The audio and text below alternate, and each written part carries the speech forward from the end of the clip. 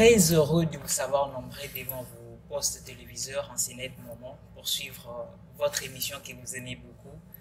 Nous nous sommes déplacés aujourd'hui, nous sommes au service national pour venir rencontrer tout ce que l'on voit de loin, toutes les questions que nous nous sommes souvent posées.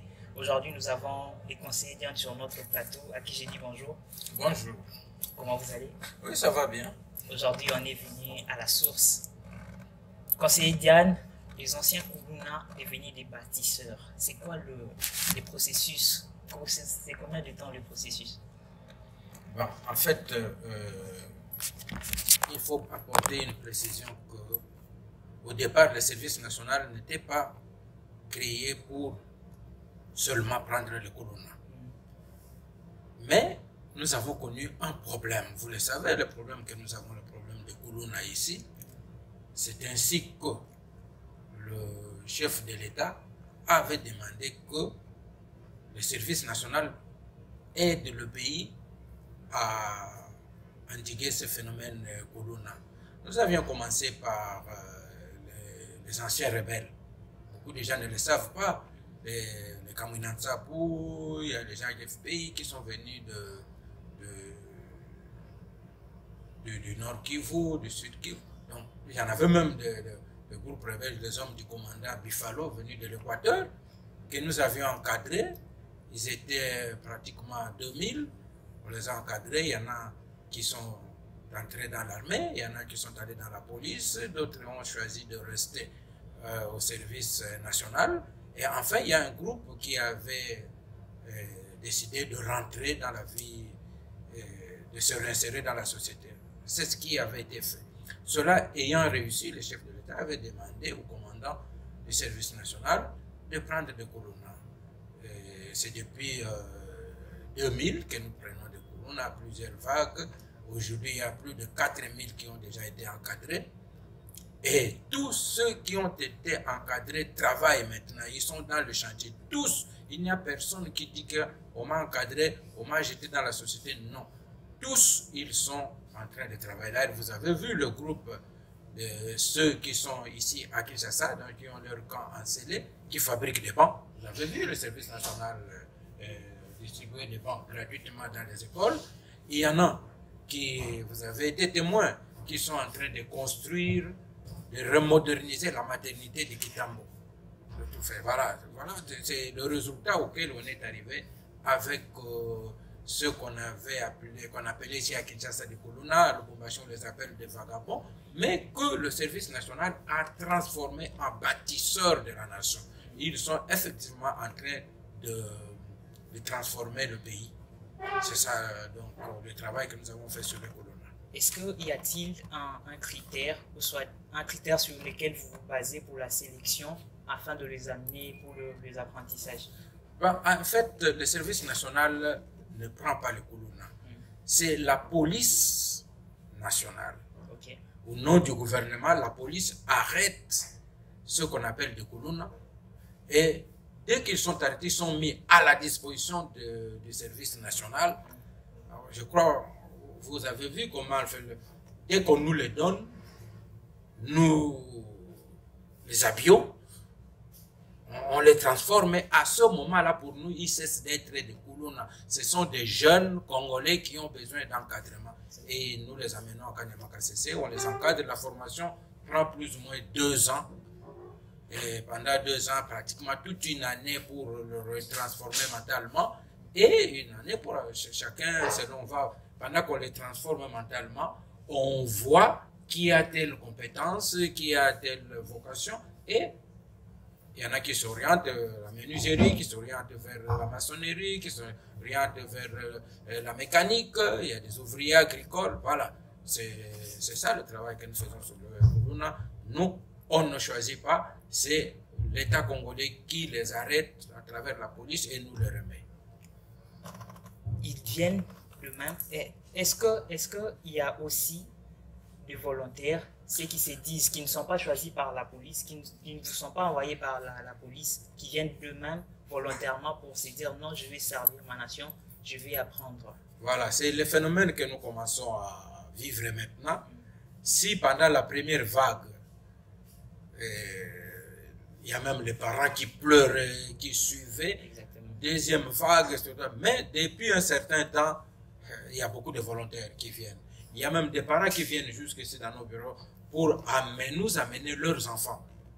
Voilà, il y en a même des hauts cadres, hein, de grandes entreprises ici, qui amènent leurs enfants pour qu'ils aillent, parce qu'ils ont compris que les enfants ne vont pas être perdus, ce sont des enfants qui vont être formés, et ils sont maintenant devenus utiles. Surtout, tu vois, les groupes que nous avions amenés à l'université du train en Afrique du Sud, qui sont rentrés, et quand vous les voyez aujourd'hui, vous ne vous rendez pas compte que c'était des colons. Hein? Moi, le jour où nous sommes allés les prendre en Afrique du Sud, vous croirez que ce sont des séminaristes. Voilà. C'est ça le travail que le service national fait sur ces gens. En tout cas, un très bon travail qu'a le commandant Jean-Pierre Kassongo Kabwik. Les anciens Kuluna, nous on les considérait, ils étaient considérés dans notre société. Aujourd'hui, le voir bâtir le pays. Aujourd'hui, je vis à l'IFASIC de nouvelles banques, à l'IEC, beaucoup de banques qui sont nouvelles. Ça, c'est le service national qui est en train de faire ça. En tout cas, chapeau bas au commandant du service national, Jean-Pierre Kassongo Kabwik. En dehors de cela, il y a aussi des questions que les gens se posent. Les gens se disent, non, parce qu'il y a eu, quand le premier lot est parti, le premier sont partis, bien sûr, vous avez souligné ça ici, le parent pleurnichait, disait, après un moment, il y a eu, je pense, il y a ceux qui ont fui là-bas. Et après, certains ont commencé à avoir des doutes, c'est dire que non, on prend leurs frères, et là, leurs frères, ils disent quoi? Ces frères, c'est quoi? Ce sont la tribu du général, ou bien la famille du général? Non, vous savez que nous, comme je l'ai dit, nous ne prenons pas, c'est la police qui les prend et nous les amène. Oui. Et pour parler de frères, vous savez que le général est originaire du Grand Katanga. Exactement. Mais c'est là où nous avons eu beaucoup plus de problèmes. C'est là où les gens semblaient ne pas comprendre pourquoi on prend ces jeunes. Bon, comme on dit que nul n'est prophète chez lui. Nous avons eu plus de problèmes à Kolwezi et de temps en temps à Lubumbashi. Mais la dernière vague que nous sommes allés prendre, il y a des parents qui commençaient à mener maintenant leurs enfants parce qu'ils ont commencé à comprendre que c'est une bonne opération. Mais quand vous prenez la province qui n'est pas la province du général Kassongo, vous allez par exemple au Kasaï central, à Kananga. Mais c'est là où nous avons commencé par prendre de volontaires, des jeunes gens universitaires, des diplômés d'État, tous. Ils sont venus d'eux-mêmes, à tel point que c'est la première fois que nous avons pris des gens par train, sans garde et tout ça. Ils sont venus jusqu'à ce qu'ils sont arrivés à Kanyamakasesi. Donc, nous sommes allés dernièrement à Mbujimaï. À Mbujimaï, je crois que c'est la première fois que nous prenons. Depuis que, par exemple, on dirait que les gens de la famille, de la province du président, nous avons fait plus depuis 2002. C'est seulement ici en 2004 que nous venons de prendre des gens à Mbujimaï. Alors qu'on avait déjà pris dans le Kwilu, dans le Grand Bandundu, on avait que dans le Katanga, partout là. Mais c'est seulement cette fois ici en 2004 que nous sommes allés prendre à Mbujimaï. Et on avait besoin de 600, nous avons trouvé 1200. Vous vous rendez compte que maintenant, il y a l'engouement et il y en a même ceux qui ont pris la moto, qui sont allés à Kanyamakasese nous attendre là-bas, d'eux-mêmes. Donc, les Congolais, il faut avoir l'habitude d'apprécier quelque chose quand ça marche. Mais dire qu'on prend le leur, non, non. On ne connaît pas ces jeunes gens. Avant qu'on nous les donne, nous les identifions, nous les amenons. Et on ne tient pas compte de leur province. C'est-à-dire le service national a comme objectif faire le brassage. Si au service national on commence à travailler avec les tribus, avec les provinces, ce n'est plus le service national. Donc, nous, c'est le brassage. Quand vous allez vous rendre compte que les jeunes, par exemple, qui sont venus ici, qui sont en train de fabriquer les bancs que vous avez vus, nous avons déposés dans les universités, ce sont des jeunes qui viennent d'autres provinces que de Kinshasa. Ceux de Kinshasa, il y en a qui étaient en Koro de Rima pour construire l'école. Il y en a qui sont dans d'autres, en Mbujimaï, ceux qui sont venus à Kinshasa, qui sont venus au Kwilu, qui se retrouvent dans le Kasaï central, tout ça. Donc, c'est le brassage. Nous formons ces jeunes gens pour qu'ils n'aient comme famille que le Congo. Du moins, avec le service, avec ce jeune que nous encadrons, on doit sortir des mentalités de division, de tribalisme, de régionalisme, et tout ça, ce n'est pas le service national. On doit sortir de mentalité de division, de tribalisme, c'est ce que dit le conseiller Diane. Alors je vais profiter par là pour demander, jusque-là vous avez combien de provinces au service national dans lesquelles vous avez déjà soutiré quelques... À part les provinces de l'Est, c'est-à-dire les jeunes de la province, la Grande Orientale, les jeunes du Grand Kivu, à part ceux-là, toutes les autres provinces nous avons déjà pris. Dernièrement, nous étions en Bandaka, on a pris la même vague au même moment que ça. Donc, sauf les Kivu et la Grande Orientale où nous n'avons pas encore pris de jeunes. Nous tendons pratiquement à la fin de ces échanges. Le conseiller Diane, un mot pour tous ceux qui nous regardent et tous ces jeunes qui sont encore en train de douter, qui sont en train encore de... et ceux qui veulent venir même volontairement, un mot à... Vous me donnez l'occasion de répondre à quelqu'un, même si je suis journaliste moi-même, le droit de réponse doit se faire dans les médias. Mais quand même, il y en a des gens qui ont suivi, j'aimerais faire la précision que, parce que j'ai entendu quelqu'un dire aujourd'hui sur une radio de la place, que le général Kassongo doit cesser de prendre des Koulouna, il doit prendre plutôt le jeune diplômé et tout ça, parce qu'en prenant les Koulouna, il est en train d'encourager les Koulouna. Les gens deviennent de plus en plus, qu'on prend des Koulouna plus, qui deviennent nombreux en espérant qu'un jour on va les amener à Kanyamaka CC pour prendre le travail. Non, il n'est pas dit que pour...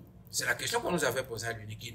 Est-ce que nous, pour aller au service national, nous devons nous aussi devenir des Koulouna? Le service national n'est pas là pour les Koulouna. Le service national prend des jeunes Congolais, des volontaires, on les prend.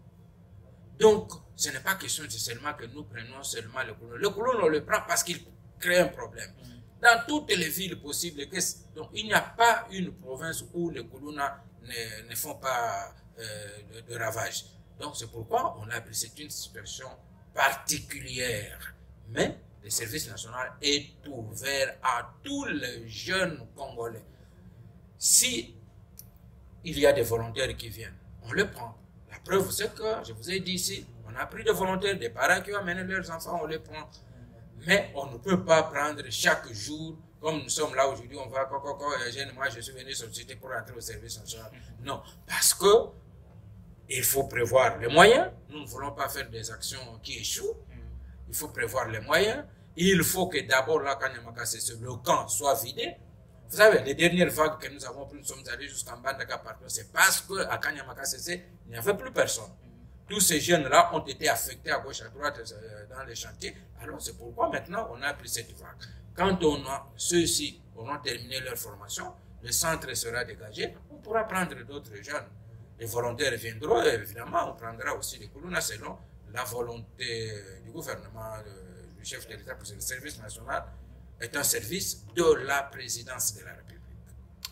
Après l'octroi du banc et la construction de l'hôpital Kintambo qui est en train d'être réalisé par les services nationaux, quelle est encore l'étape suivante du service national? Et bientôt, nous allons avoir une grande imprimerie. Okay. Cette imprimerie va résoudre les problèmes des bulletins, des manuels scolaires, beaucoup de choses dans nos écoles. Donc j'ai même suivi des parents qui se plaignent, il n'y a pas de bulletins, les bulletins se payent. Le service national va produire des bulletins pour,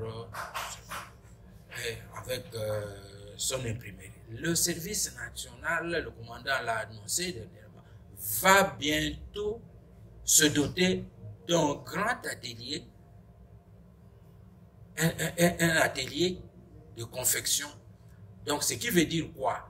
Que nos policiers, nos militaires, tous les services habillés n'auront plus de problème d'aller commander les tenues ailleurs. Les tenues se fabriqueront sur les tenues de nos militaires, les tenues de nos policiers, les propres tenues pour nous-mêmes au service national, pour tous ceux qui habillent leurs agents, la DGM, tout ça. Nous allons avoir un grand atelier industriel ici. Voilà, ce sont des projets qui ne sont pas au niveau, mais qui sont déjà en train de se concrétiser, tout ça. Donc, en plus des champs, hein, vous savez que maintenant, tous les camps militaires sont approvisionnés en semoule de maïs. Et bientôt, on devra aussi approvisionner les cantines militaires avec la viande, parce qu'il y a déjà beaucoup de vaches à Kanyama-Kasese. Il faudra maintenant commencer à abattre un moyen de déplacement pour les amener ici, avoir l'infrastructure de froid pour conserver la viande et tout ça. Donc, ce sont des histoires qui sont déjà faites. Ce ne sont pas des promesses, c'est déjà fait. C'est maintenant, comme le commandant Kassoum Kabouy, qui aime bien travailler méthodiquement pour réussir. Nous y allons méthodiquement et bientôt, vous assisterez à... Les militaires auront la viande venant du Kanyama-Kasese dans leur assiette. Et comme ils ont le maïs, quand d'abord on avait promis le maïs, les gens quand ils me voyaient en route, mais yo maïs, na yo anaka la télévision, tout le monde a kamoto. Maintenant il y en a. Maintenant ils vont dire la viande c'est quand? Bien bientôt ça sera. Et les services nationaux ont un champ vaste. Au fur et à mesure qu'il y a des moyens, au fur et à mesure qu'il forme du personnel, il fera beaucoup de choses. Parce que l'objectif c'est quoi? C'est ça l'objectif des services nationaux. Encadrer la jeunesse en vue du développement et la reconstruction du pays. Donc, on doit reconstruire le pays, on doit développer ce pays et il faut prendre cette main-d'œuvre-là qui est en train de traîner. L'effort que, par exemple, le Koulouna utilise pour utiliser la machette contre les compatriotes congolais, ils vont utiliser cette énergie-là pour produire, travailler pour la reconstruction et le développement du pays. Nous sommes déjà à la fin. Conseiller, un mot pour la fin? Un mot pour la fin, c'est que je n'ai plus, à l'époque, c'était quand j'ai passé dans les médias, je demandais faites-nous confiance, faites-nous confiance. Aujourd'hui, nous ne pouvons plus nous plaindre de la confiance de toutes les institutions de la République, notamment de la première institution. Et nous avons tout l'appui de l'État, mais à la mesure aussi des moyens de l'État, nous continuerons à travailler pour les Congolais, pour la jeunesse congolaise, et que les gens qui se mettaient en tête, on va tuer les jeunes, parce que c'est insensé qu'un gouvernement puisse prendre de ces jeunes pour aller les tuer. Non. Maintenant, vous avez la preuve, les jeunes sont là, ils travaillent, vous allez à Kitambo, vous voyez dans les écoles, ils sont là. Et je crois que bientôt, la semaine prochaine, ça sera une série de dépôts de bancs dans les écoles, dans les camps militaires. Voilà, c'est du concret, ce n'est pas de promesses dans les vides. C'est du concret, ce n'est pas de promesses. Tout ça, c'est grâce au commandant du service national, Jean-Pierre Kassoum Kabouy, que je félicite encore moi personnellement pour tout ce qu'il fait pour le service national, pour les efforts qu'il met en place pour que ce que nous on déconsidéré hier dans la société, aujourd'hui ça est considéré. Nous sommes pratiquement à la fin de cette émission. Merci à vous tous de nous avoir suivis. Je dis merci à Jonathan qui était derrière la caméra, Josué Bunka, à tout le Congolais, à tout le monde qui nous ont suivis. N'oubliez pas que le futur c'est maintenant, le futur de la RDC c'est maintenant, ce n'est pas demain. Nous devons prendre conscience maintenant, travailler pour notre pays, aimer notre pays, car nous n'avons que ces pays. On se voit à la prochaine. Au revoir.